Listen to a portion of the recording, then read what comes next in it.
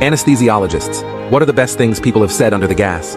I got my wisdom teeth removed at 16 in a small, remote Canadian town. My dad and I had to travel to a slightly bigger town for the procedure. Now, and this is important later, I had just returned from a year away, because I spent a year of high school as an exchange student in Taiwan, and had only gotten back a few weeks earlier. The procedure happens, nothing major goes wrong, and I wake up in a hospital room in a fair bit of pain, but mostly fine.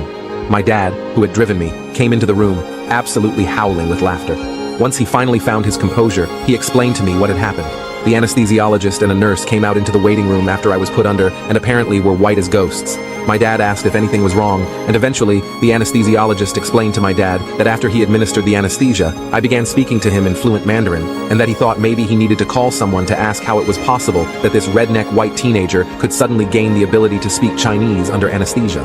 My dad thought this was the funniest thing he'd ever heard, and explained that I already knew Mandarin from my year in Taiwan.